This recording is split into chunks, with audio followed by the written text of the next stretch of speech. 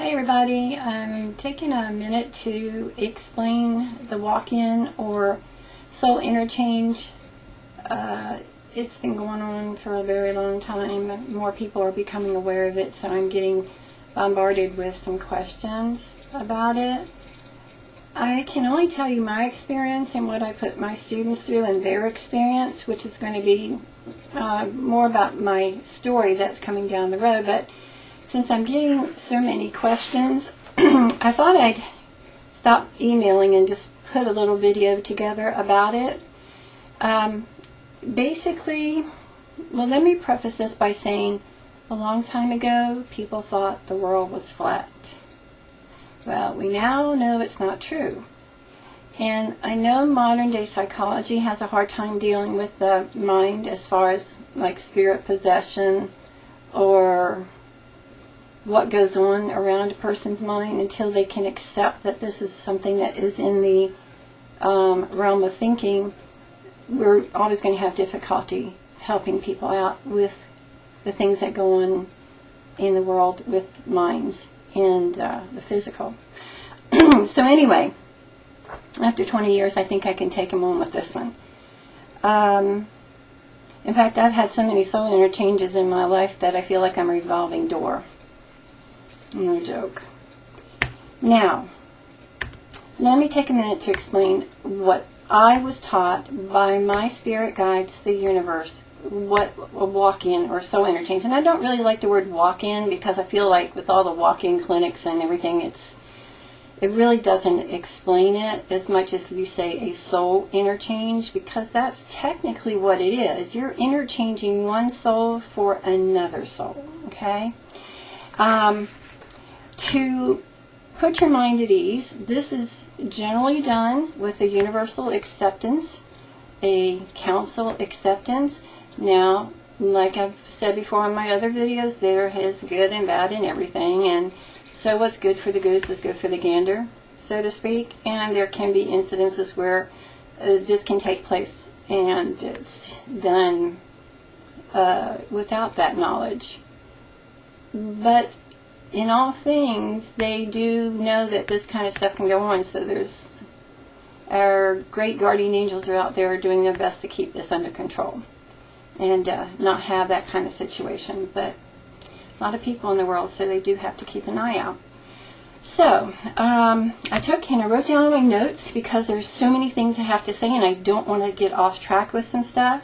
First thing is, to do a walk-in consciously or a soul interchange consciously, you really should know your soul. What happens if you don't is you can get into that confusion of this is in my soul, but is this the soul that guided me? Is this the soul that's been with me all my life?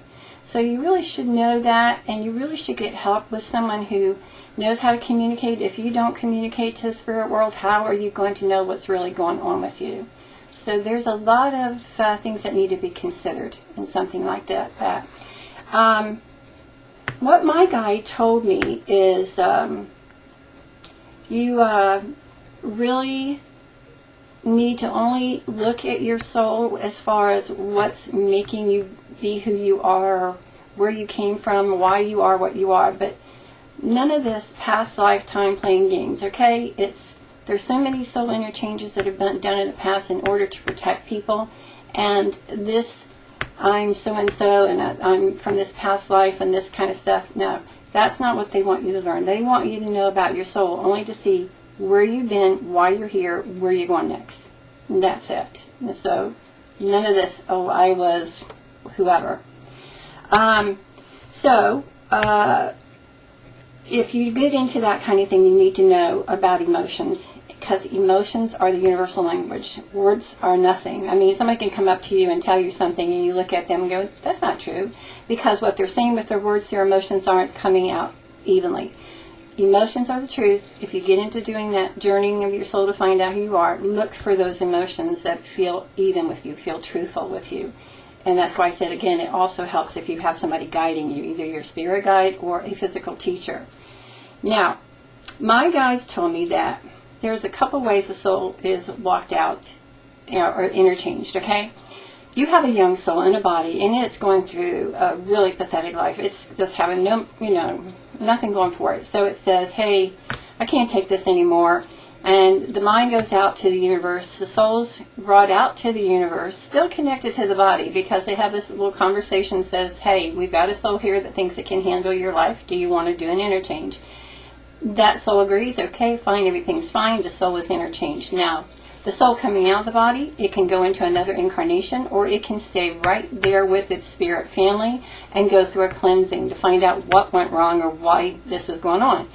If that's the case and it stays out in the universe, it may have that option of saying, you know what, I think I got my act together here, maybe I want to try going back.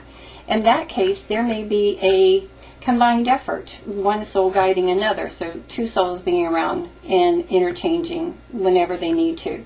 But that doesn't necessarily mean that the mind of the physical knows what's going on.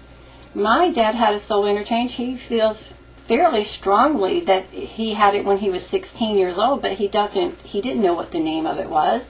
He just knew that he felt around the age of 16 something happened in his life that made him feel like something was going on, or he was on another path. His feelings were changing out. Most generally, a soul interchange is going to give you gradual, easy experiences to help you.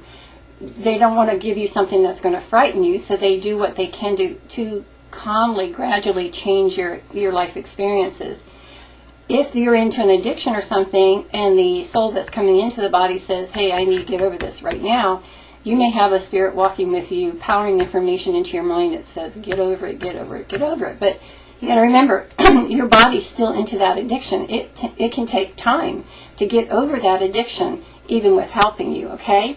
So now, that's one life experience that can happen. Another life experience, in the case of me, is I'm a soul that's been around for a while. I was out in the universe, going in and out of lifetimes, trying to experience, whatever I felt I needed to get in my soul to help me grow, to help me get stronger.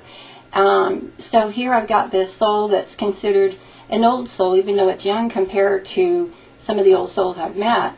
But that's because I wanted those life experiences. So I was going in and out of lifetimes, sharing lifetimes, getting all this information into my soul, from the minds of the physical.